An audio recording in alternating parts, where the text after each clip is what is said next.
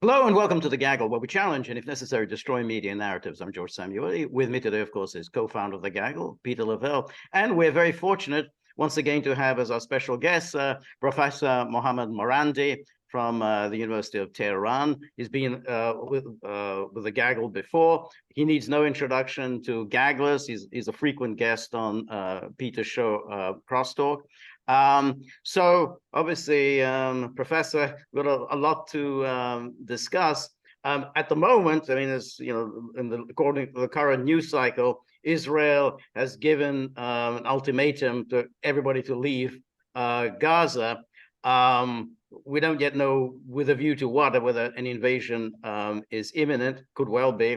The United Nations is basically, condemning Israel to say that you can't just simply tell 1 million, 2 million people just to leave, where they're going to go. But nonetheless, Israel is just pressing forward.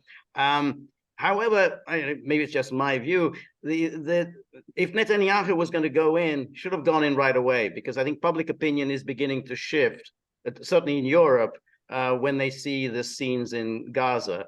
And if he does go full in for an invasion, he's going to have quite a lot of criticism, condemnation coming from all quarters. Anyway. And before we hear from the professor on the back of that, I think it's important to highlight that as Israel is making this demand, the Secretary of Defense is currently in Israel. The Secretary of State was just there. Queen Ursula is there now. So when Israel makes this kind of demand, and you have high-level Western officials there, it certainly gives it some kind of codification, doesn't it? Legitimizes it. Right. No, I think yes, it does. That is utterly disgusting, because it shows not just tacit support, but outright public support. Go ahead. No, I think that's right, but I think that's true also about the UK. But I think there have been other voices that have been expressed some disgruntlement, in Europe. Right. So yeah, I mean, there's no question. There's a division of opinion. Anyway, Professor, the floor is yours. I think that's a very good point, that as the Israeli regime is telling Gazans to move, European and American leaders have entered what we consider to be Palestine, and they have said nothing about this. This is ethnic cleansing, and it's a crime against humanity. But the Israelis have been doing it for so long, and Western countries and Western governments, at least, they've been supporting them all throughout the decades, that in some respects this isn't really surprising anymore.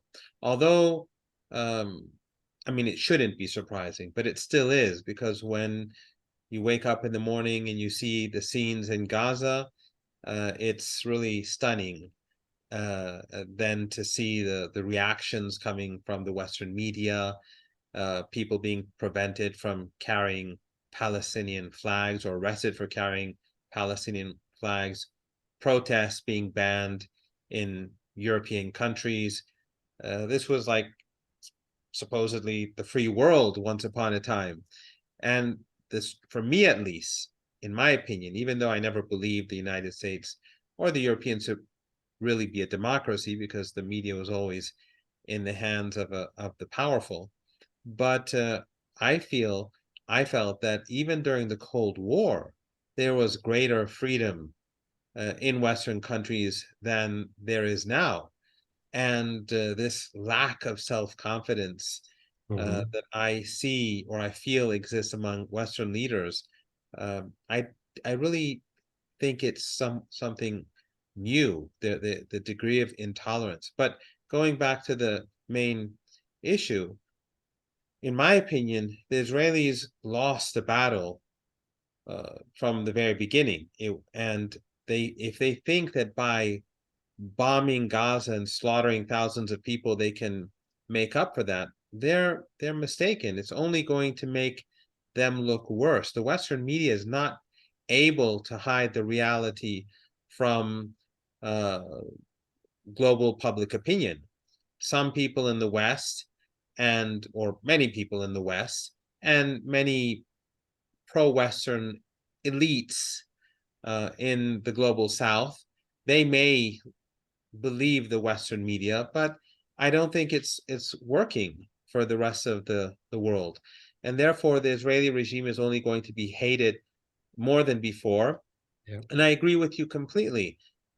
If Netanyahu was to attack on day one, or let's say 2, 3, 4 days ago, a day or two after the Hamas attack, it would have been smarter. But now, after destroying so much of Gaza and seeing all these images of children dying and kids under rubble and families being demolished, an Israeli assault is going to be even more costly for the regime. But I don't think I think they have to attack. I think they force themselves into a position where they feel they have to attack. Let me put it that way. But I don't think they can take Gaza. I think the Hamas and its allies, Islamic Jihad and others, that they've prepared Gaza for such an assault. And there are so many tunnels and there's so many installations deep underground in Gaza that the Israeli regime knows nothing about. They couldn't even they didn't even have the intelligence to know that something big was about to happen. So obviously they don't really know what's going on. That may explain why they just take out an entire neighborhood. You know, that's the reasoning behind it. One of the things that, you know, what we see in Western media and what they do is they mimic, obviously, Israeli media, but it's not, as usual, it's not thought out. So what is it to reconquer and reoccupy in a literal sense, not in the sense of a blockade, or just destroy all the infrastructure, kill hundreds of thousands of people and keep the blockade up? Well, that's not going to get rid of Hamas or whatever organization that's going to follow it. Okay, I just don't see you're going to push them into Egypt. Well, the Sisi hates Hamas. He's not going to do anything for it. And, you know, are the Saudis going to pay for it? And then, you know, moving a million people south, so you have a very dense, thick target to go after. I mean, I just don't understand the reasoning here, other than just vengeance and revenge and getting the satisfaction, this blood thirst, lust. Yeah. But satisfaction. It kind of reminds me, I don't know whether you agree, that in 1982, when Menachem Begin invaded Lebanon, the idea behind it was, well, if we can crush the PLO, that's the end. We'll crush the PLO. That means, oh, and our problems are going to disappear. We won't have a Palestinian problem anymore. We just have to crush the PLO. So this is the mentality of the Israeli leaders. They were saying, well, if we just do this one big military operation, we're going to get rid of our problem with the Palestinians. Of course, it didn't work in Lebanon. I can't see how it can work this time either. Yeah, because it's not about the PLO and it's not about Hamas. Right. It is denying self-determination of millions and millions of people. And since the Nakba, you keep moving them around until you push them into the sea. Yes, and the regime is in a situation where they have no way forward. So they cannot destroy Hamas or the other groups because those groups are well underground. These bombings only kill ordinary people. They may kill their children or their wives or their mothers and fathers, but they're not killing any of the groups or the troops that are well protected underground. They will come out when the Israelis actually enter the city. So I think it's going to be devastating for the Israelis. And of course, there will be maybe tens of thousands of Palestinians killed, but they can't take the city. I don't see the Israelis being able to do so, because if things get really bad, I'm pretty sure that the war, I'm very sure, I'm absolutely certain that the war will escalate. You cannot keep this confined to Gaza if they're going to simply massacre the people there, and especially since the resistance will be so immense that this will take a very, very long time. So they cannot simply just go in for weeks and massacre people and then nothing happen. Something will happen, whether it's from Lebanon or from Syria or from the West Bank, or whether it's unrest in neighboring countries, where the populations won't tolerate the situation. We will see upheaval, and we will see change. So, in my opinion, the Israelis, they are only killing Palestinians because they want revenge, but also because that's how they do things. I mean, on a normal day in Palestine, in the West Bank, a kid or two are murdered by Israelis, either by soldiers or by these settlers or immigrants that they bring in from Europe and the United States. It happens literally every day, and they're usually teenagers. So the military comes in, they kill a couple of kids, and they go out. On bad days, they go in let's say Jenin, and kill 10 young men, and then they withdraw. And so they destroy 10 families. It doesn't even get reported in the Western media. So those who say that this was unprovoked, Yeah. the West Bank, which is better off than Gaza, is a terrible place to live in for a Palestinian, for an ordinary Palestinian, unless they're linked to the Israelis and they're one of those, from the comprador class. But for the Gaza Strip, The Abbas people. Yeah. Okay. yes, exactly, the Abbas people. I But wonder if he's waiting to ride into Gaza on the back of an Israeli tank. I wonder. there are some people who would actually do that, because we saw that in Iraq too. In every part of the world, you see those sort of people. But in Gaza, the situation is infinitely worse than in the West Bank. These people are not allowed to have proper medicine, proper medical facilities. They're not allowed to build their city. They're not allowed to bring in the goods and supplies that they need. It's an open air prison, as everyone says. It's a concentration camp, as we all know.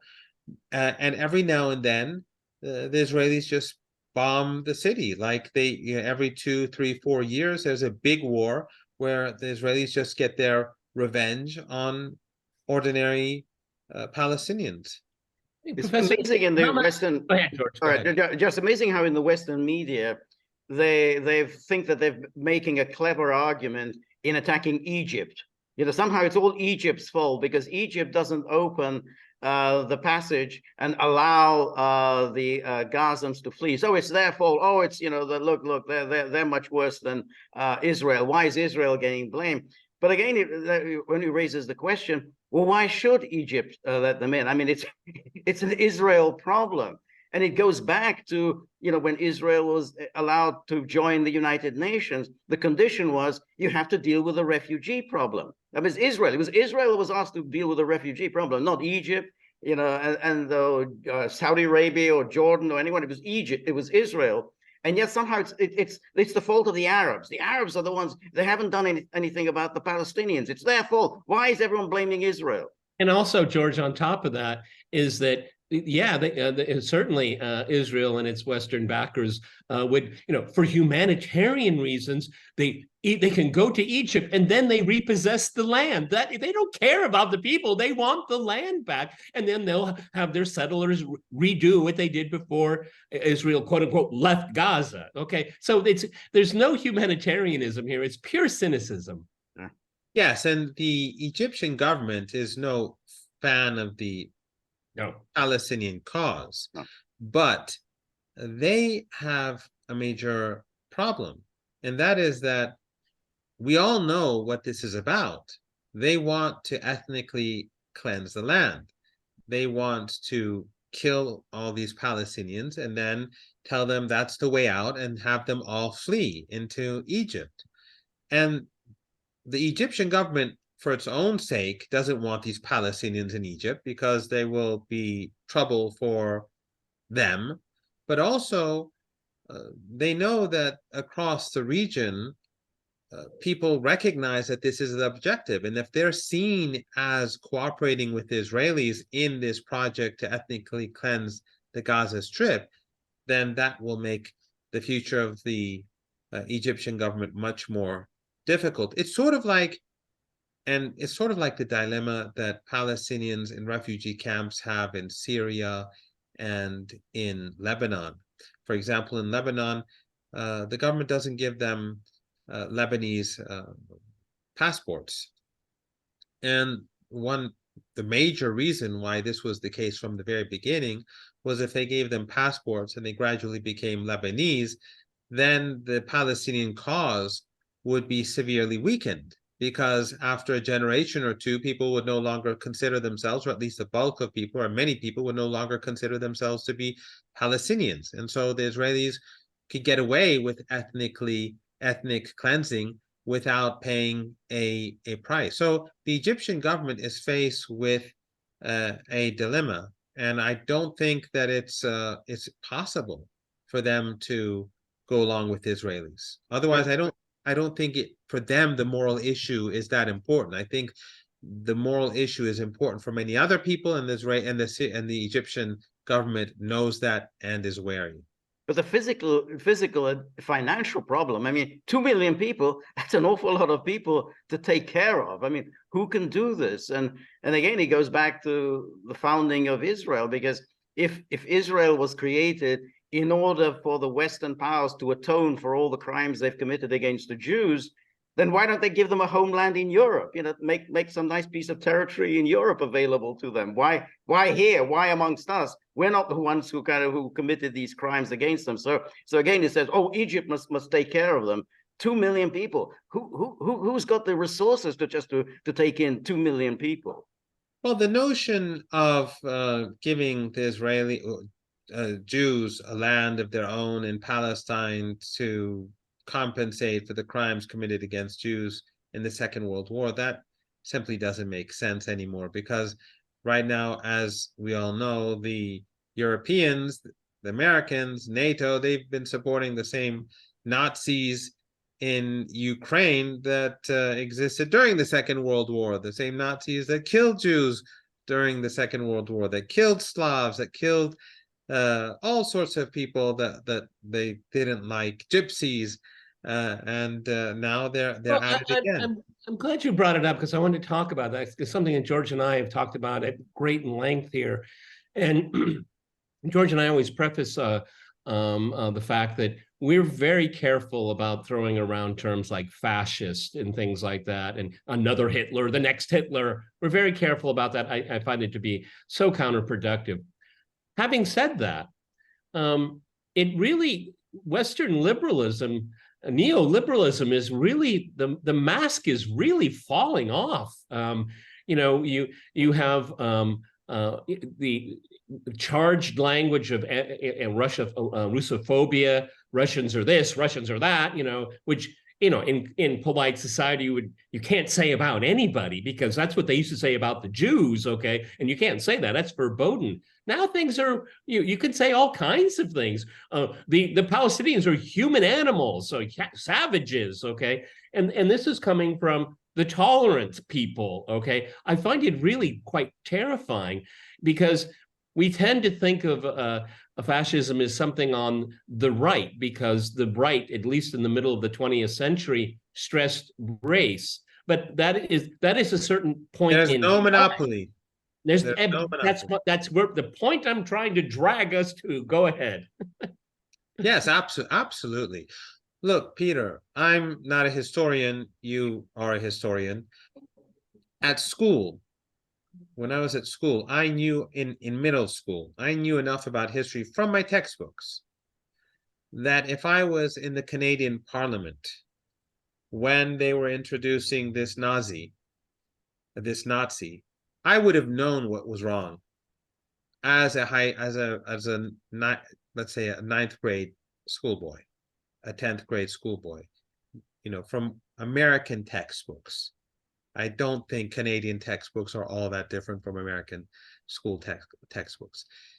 They knew who this person was, and it does reopen the file of Nazis who were taken from Germany to North America and many to South America, but those who were deeply involved in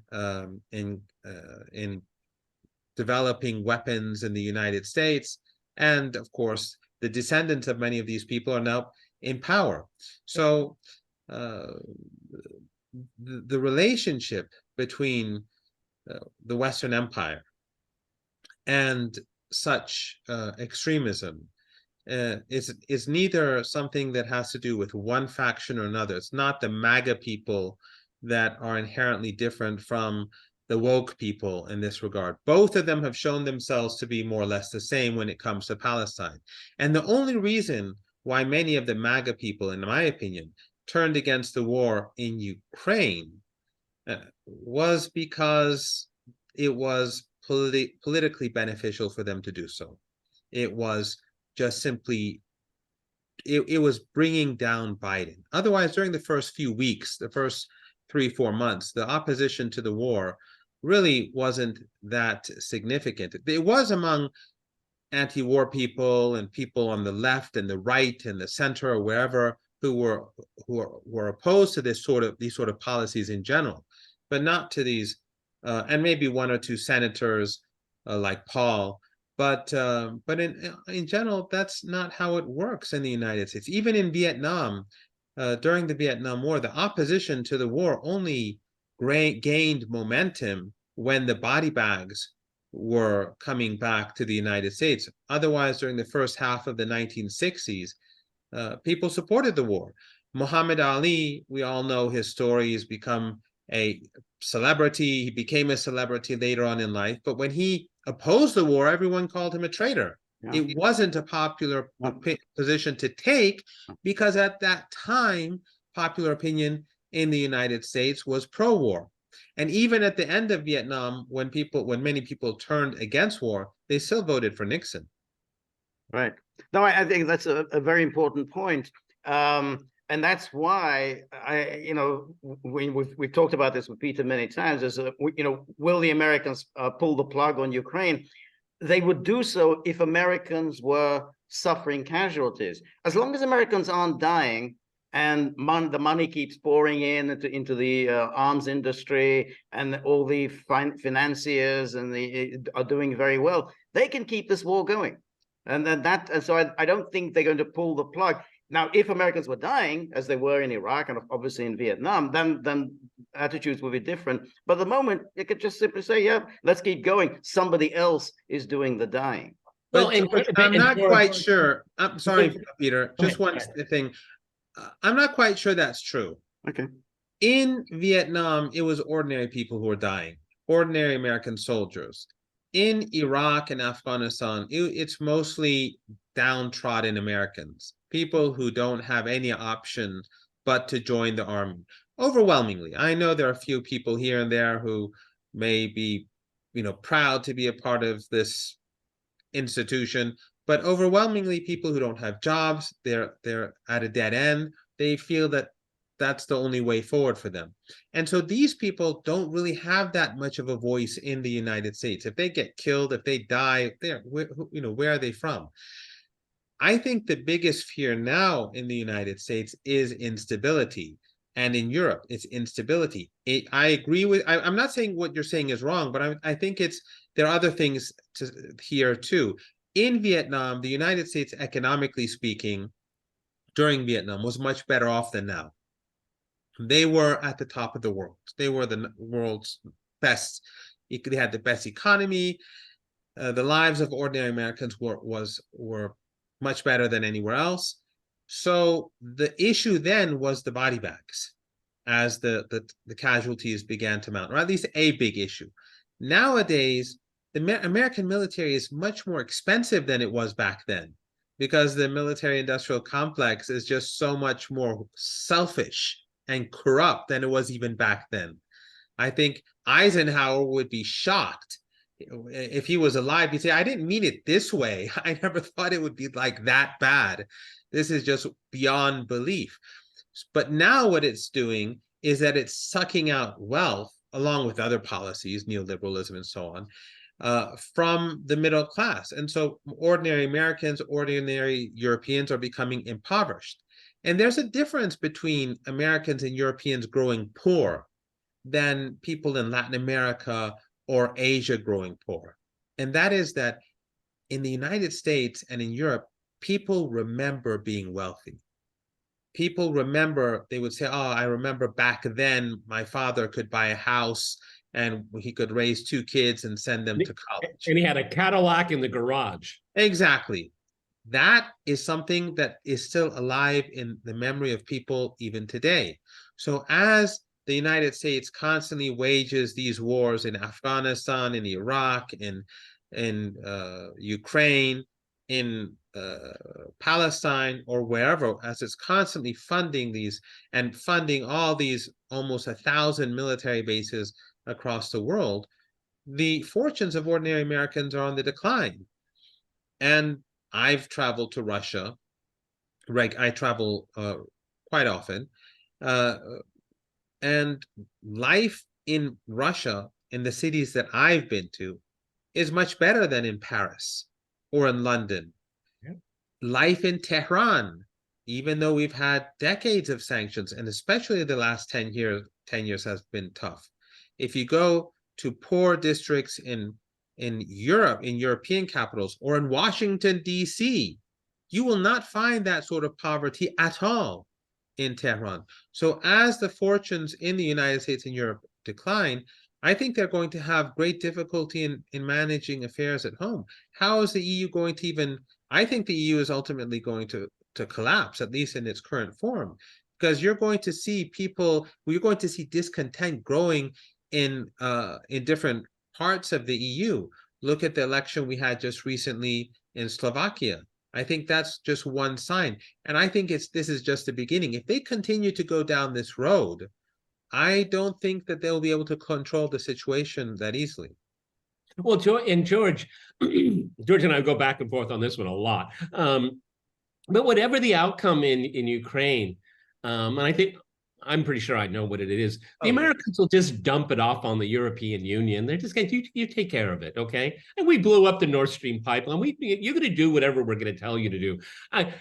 There'll be a number of narratives to explain the failure there, okay? But like I said, George and I talk about this a lot, but it will go on as long as Washington thinks it is hurting Russia. That is the goal. It has nothing to do with Ukraine whatsoever. Well, so if it could continue to quote unquote isolate Russia, hurt it diplomatically, economically, financially, they will keep doing it, but irrespective of the what's going on in Ukraine. That's exactly it. I think there are certain people are making a lot of money, and certain people are really finding it very successful. Now, the point about the ordinary people, yeah, they're suffering. Their standard of life is deteriorating, but the elites have shown themselves to be very skilled at manipulating the public. I mean, they know. That's why we have internet censorship, George. Exactly. That's right.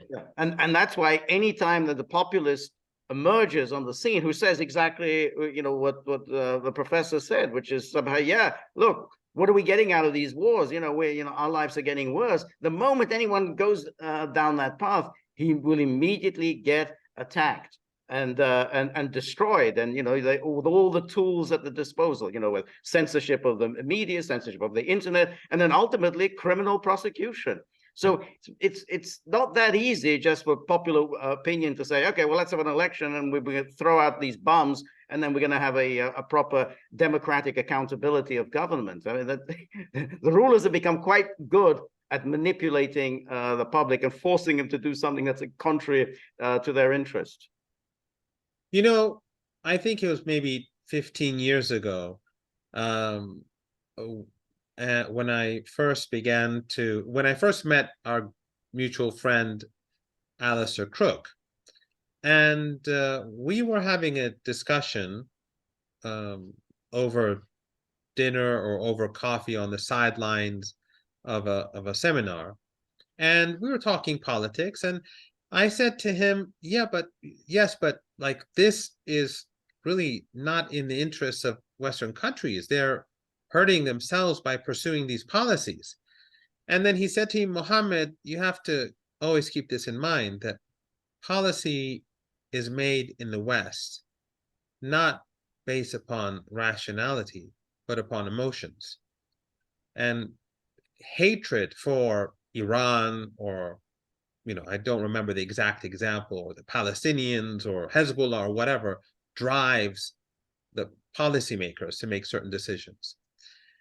And then again, I remember a few months later meeting him and we spoke again, and he reminded me, he said, remember, Mohammed, what I told you last time about.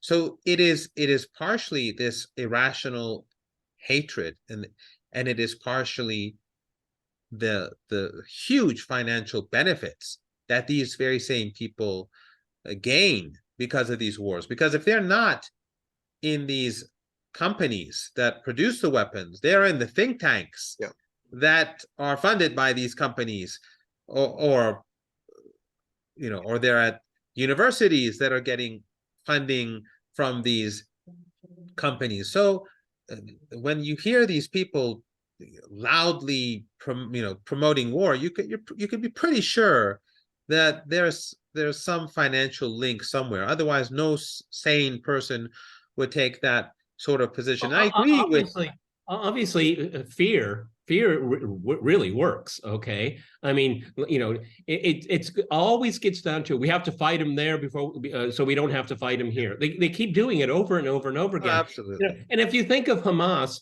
and I am not going to at this moment in time pass judgment on the claims made against them, because I haven't seen forensic evidence. So I'm not going to go down that path, and that's where they want you to go. But, Hamas is not attacking the United States. It wants to end the occupation of Gaza, of the Palestinian people. It has no global ambitions, okay? Nobody ever wants to point that out. They want to fight their jailers. Yes, and obviously the claims made against Hamas are to distract public opinion, because Hamas and the whole of the Palestinian population, they're the victims. And you cannot reverse. It's like saying in the French resistance, let's say, that's the wife of some German officer was murdered, or the child of a German family that was occupying Paris was killed. So the whole French resistance, therefore, is a illegitimate organization, or an illegitimate movement. To me, that's nonsense. The Palestinians they've been imprisoned. This was a jailbreak.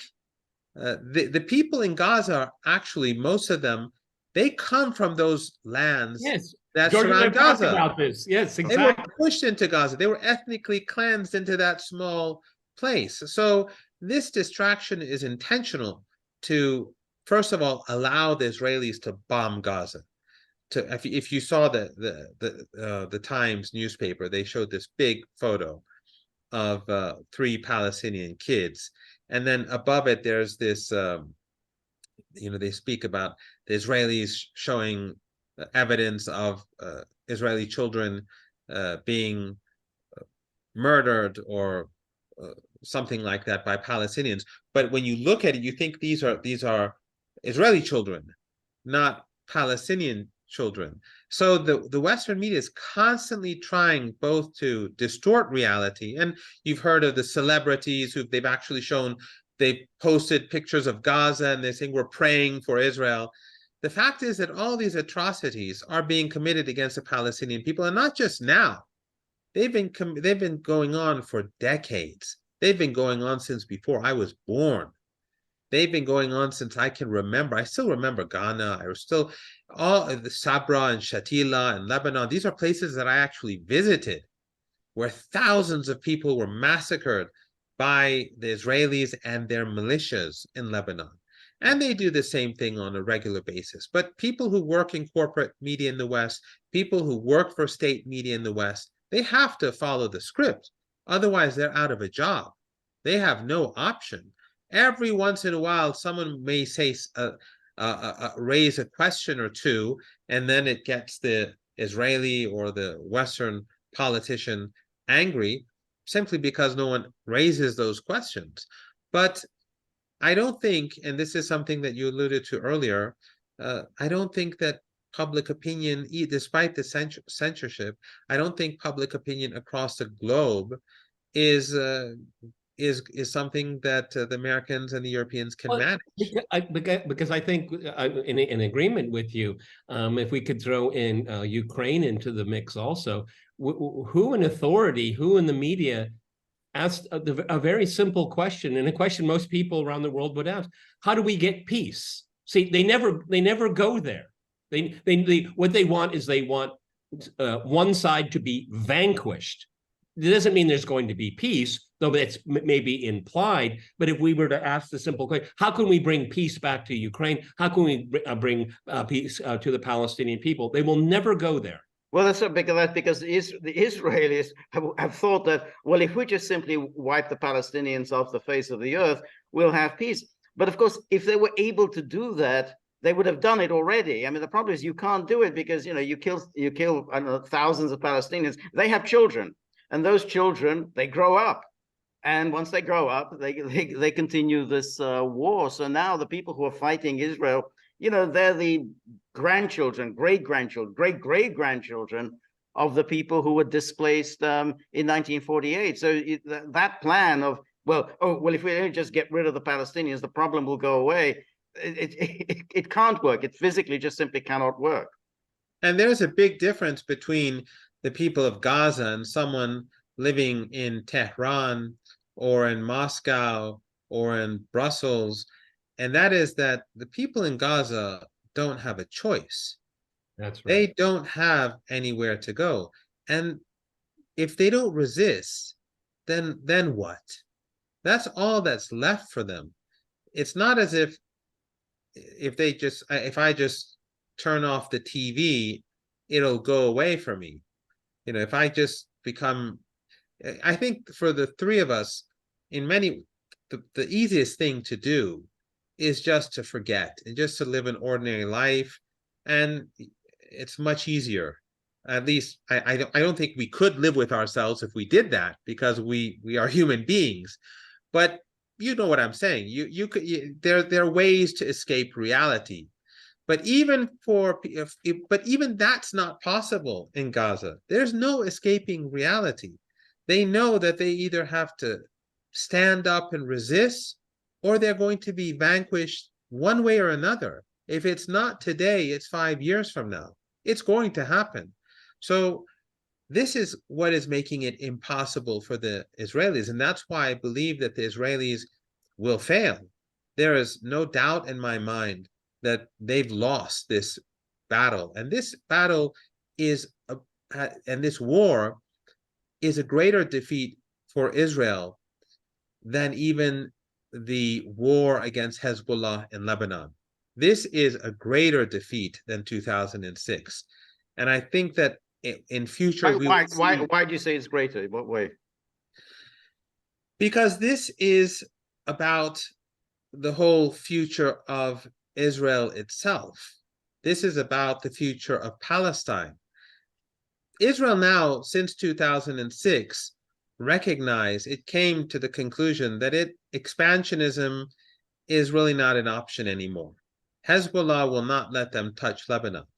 There is now a sort of balance of power. Hezbollah, of course, is much stronger than Hamas and the other groups, but Hezbollah is outside of what we call Israel or Palestine. So the Gazans and the people in the West Bank and Arab Israelis, though, they have a completely different situation. They live in what is Palestine. They live in what is called Israel. Either they're going to have to kill off these people, or they're going to have to expel millions of people from their homes, or apartheid is going to have to come to an end in some way or form. Because the two-state solution is dead. There's no doubt about that. And I know people who've been to the West Bank often, and they say that the settlers there are infinitely worse than other Israelis. The hatred and the racism and the genocidal views of the people in the settlements in the West Bank are incomparable to other parts of Israel. These people are not going to be removed. There's no way that there's going to be some settlement and then they say, okay, everyone out of the West Bank, come back to the 1967 borders. So in a way, we're stuck. There's no solution to the problem because they cannot kill all the Palestinians, even though they would like to do that.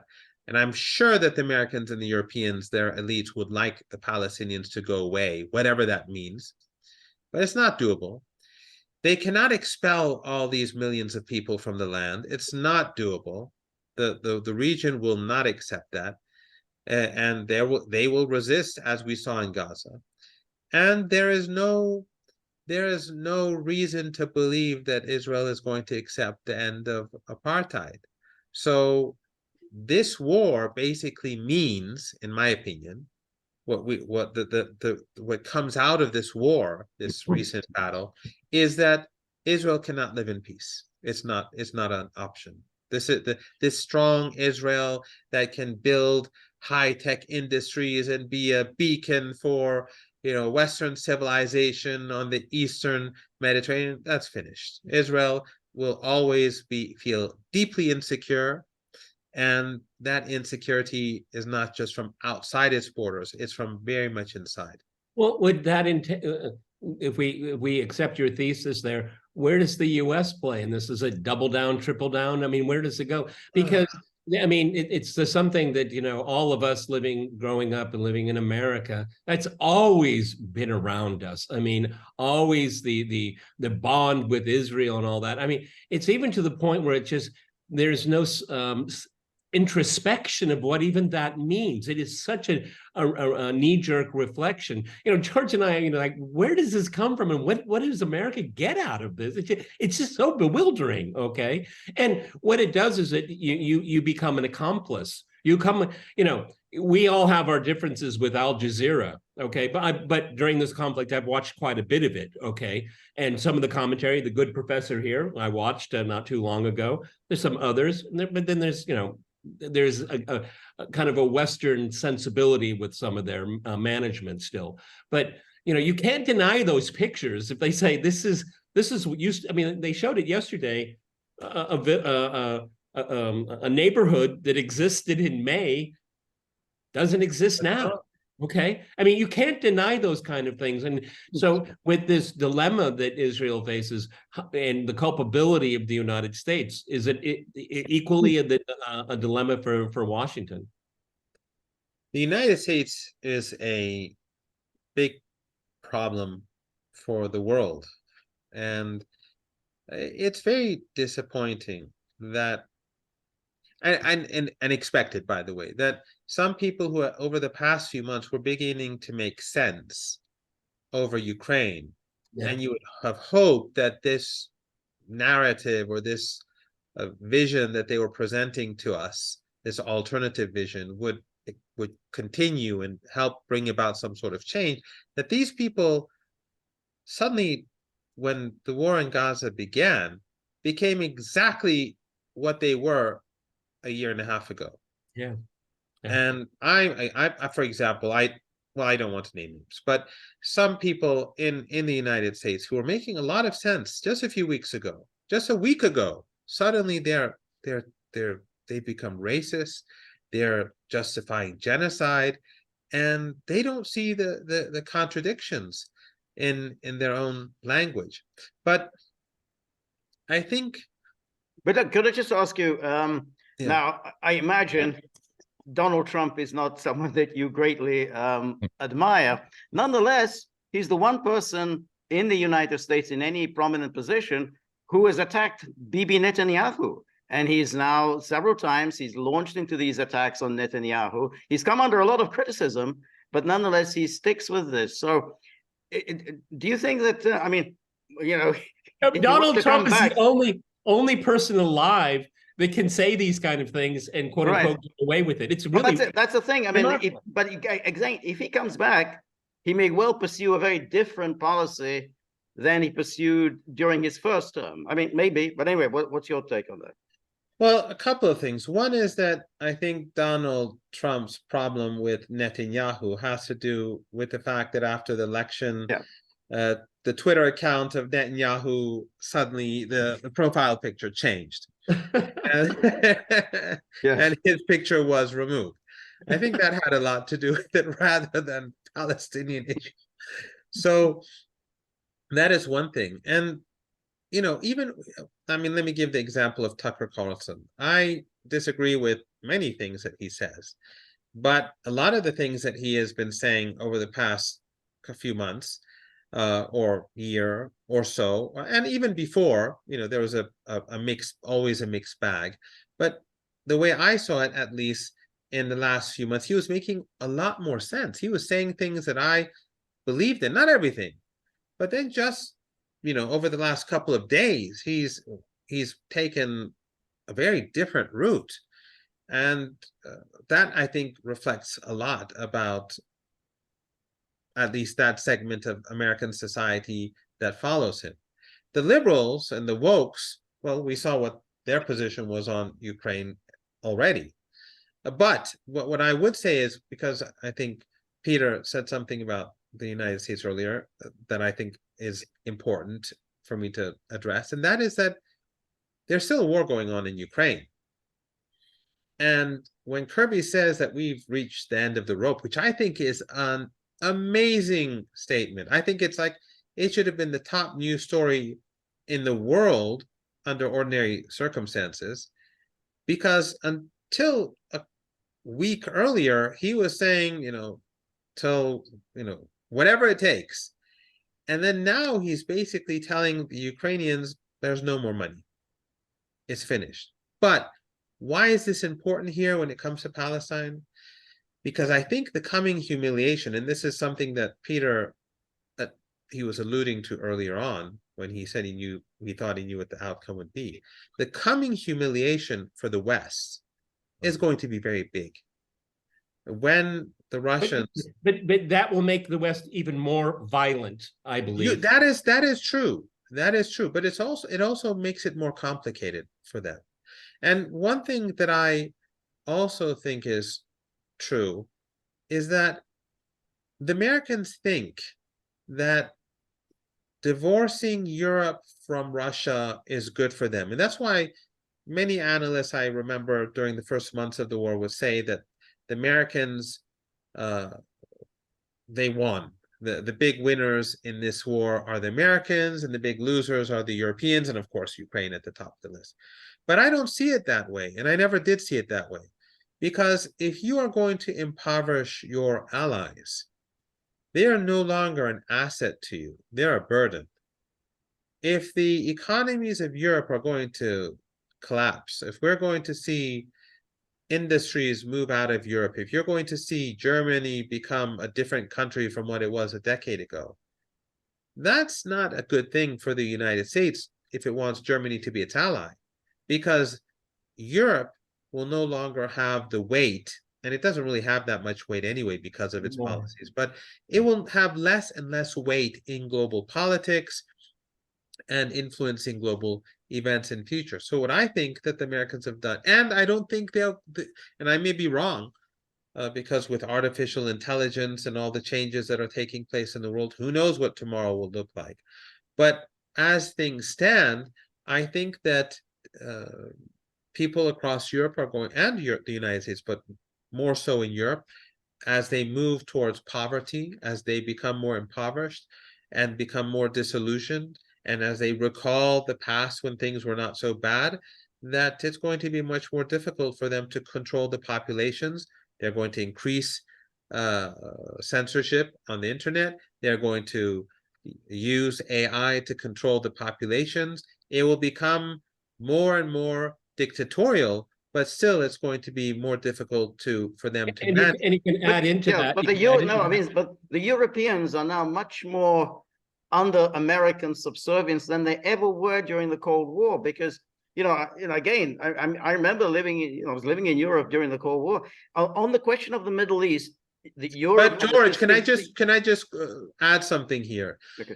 Europe is becoming increasingly like these Arab countries, when we say the Arabs, like they are betraying the Palestinians, we're talking about these, despots who don't reflect public opinion. Europe, even though, as I said earlier, I never believed that Europe or the United States, these were democracies, because in order to have a democracy, and I'm not saying there is a democracy on this planet, but in order to have a democracy, you have to have a democracy of information.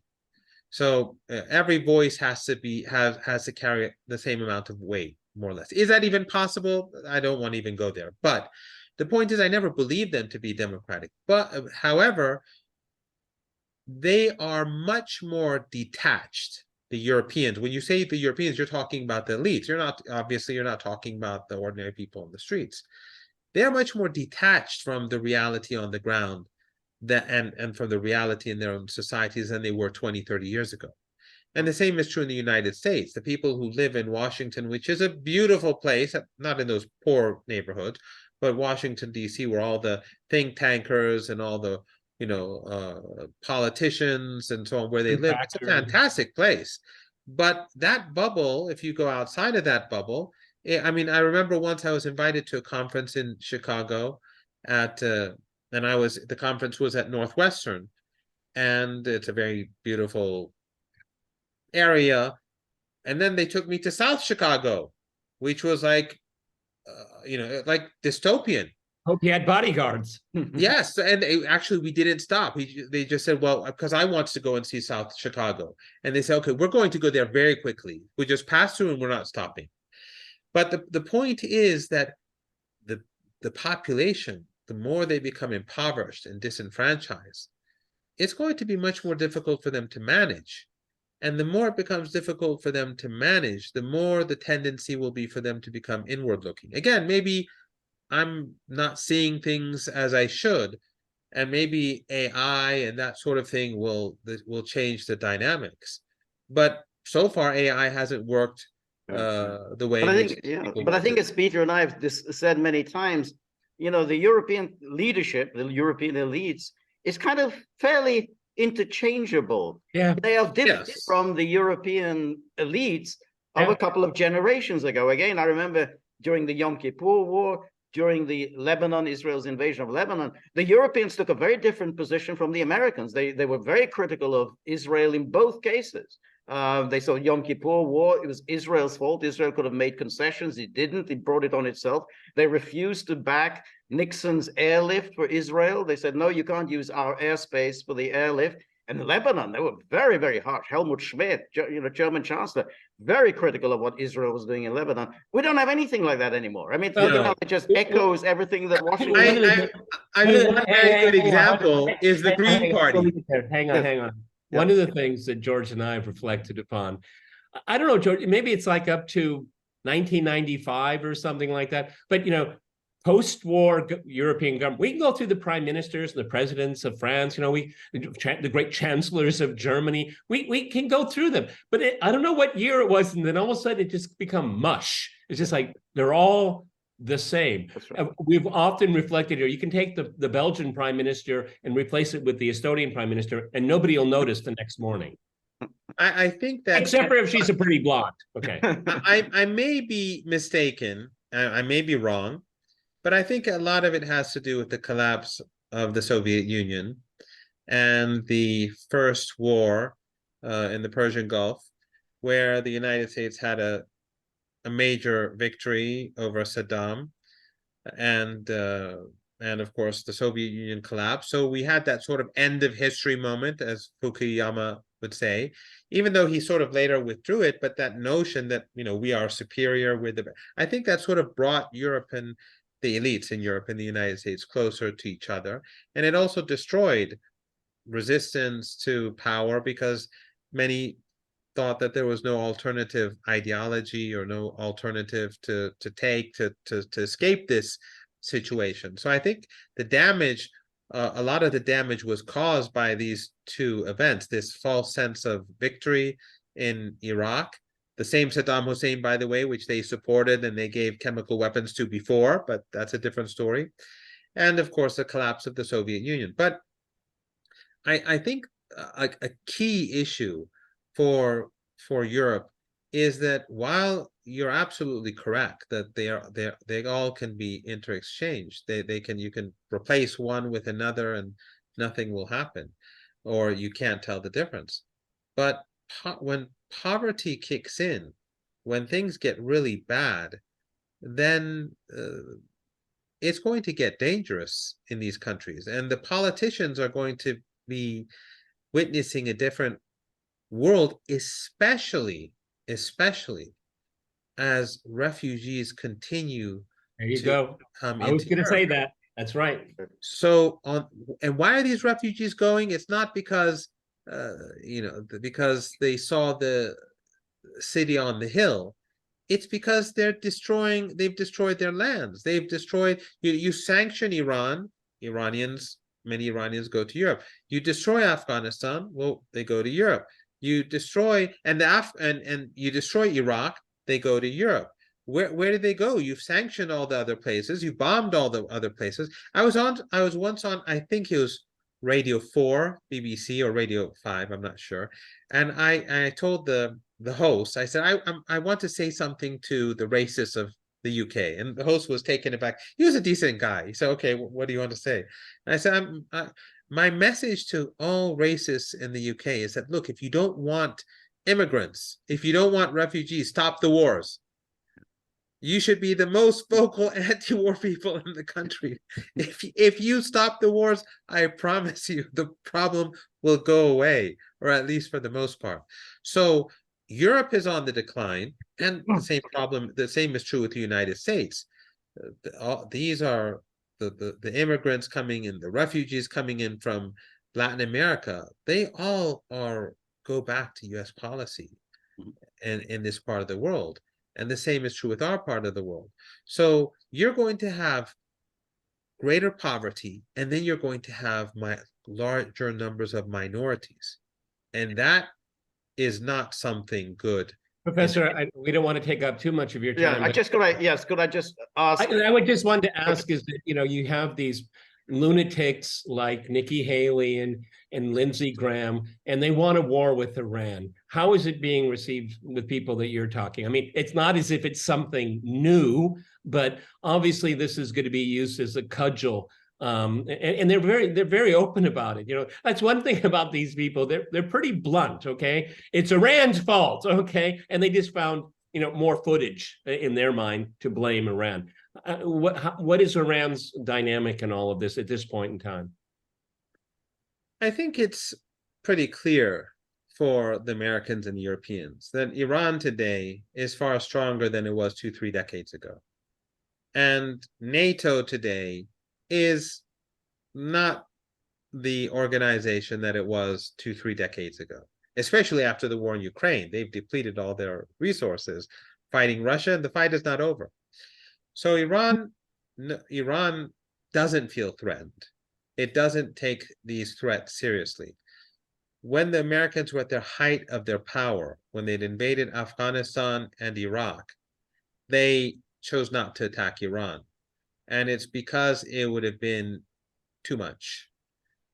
As we speak, the Americans have too much on their plate. And the reason why we had that prisoner exchange between Iran and the United States and the releasing of Iranian funds, although there's talk that the Americans want to block the funds in Qatar, which so far they haven't done that. But in any case, that roughly $20 billion of Iranian money. The reason why that exchange took place, or that deal happened, was because, and the reason why Iran got such favorable conditions was because the Americans wanted to remove it from the table. They wanted to focus on Russia and China. They had bigger fish to fry, and they'd bitten off more than they could chew. So they don't want trouble with Iran.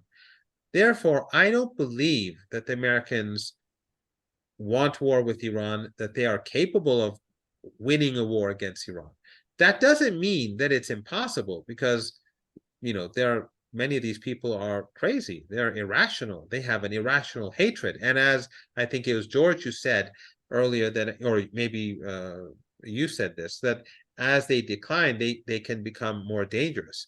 So all bets are off everywhere. I mean, even now, just yesterday, some body in the West was saying we have to prepare for, again they said we have to prepare for war with China. I mean, this madness in the West is just something that it's different. It's impossible really to understand where it's coming from. Yeah. How many wars do they plan to fight? I mean, how many wars does Lindsey Graham, Iran, Russia, China, throw North Korea into the mix as well? That's 4 wars that you plan to fight. So, but in any case, they're very vulnerable. I think they've been speaking about, drones in the Ukrainian war being really the only game changer. I have nothing to comment about drones in Ukraine, obviously, but what I can say is that the West seems to think that Iran's drone technology, missile technology, is really something to take seriously. If the United States were to act against Iran, well, all those countries that have US bases in the region would be considered as hostile. They would be a part of this aggression. And that would basically mean the end of oil and gas coming from the Persian Gulf region. That would just be one result of violence. And that would be the end of the global economy. And by the way, not that Russia has anything to do with it, but Russia being an oil exporting country, they would make a lot of money, and it would only be self-defeating for the West to have Russia increase its wealth from oil and gas exports at a time when Western economies would collapse. So I don't see any. Okay. Before we, all right, Peter, go ahead. I just wanted to make just a general comment. Is that the Western mindset, this neoliberal mindset, violence is the only solution to all problems. It's really quite remarkable, and it shows such a deficit and how impoverished the Western mind has become. Only violence can solve problems. Well, violence is the problem. Right. But before we finish, I wanted to ask you, what's your take on this Nobel Peace Prize to this Nargis Mohammadi? I mean, I know nothing about it, so I'm going to be enlightened. Yeah, exactly. I know nothing about her either. Do you have any view on this? Well, to be very clear, I didn't know who she was. I had to look her up on the internet to figure out who this person was. No one in Iran takes the Nobel Peace Prize seriously. And I think that maybe 2-3 decades ago, a segment of the population did, but the world is changing, and the importance of the West in Iranian society is much less than it was before. And I'm not just talking politics. I mean, when I was a kid, Ford, I don't know, General Motors, they were a big thing. Now cars are increasingly Chinese, Korean, Japanese. The global economy, those symbols of the West in general are decreasing. Their presence in my ordinary life are decreasing. This desktop in front of me, it's not Western. My cell phone is not Western. So symbols of the West in general have lessened, and so the West is less. I remember I was doing a program about some G7 in Russia, and we had a guest from India, and I read out part of the communique, and she said, "I'm sorry, Peter, that was probably on page 7 of the newspaper. I didn't get there, okay, because we don't care."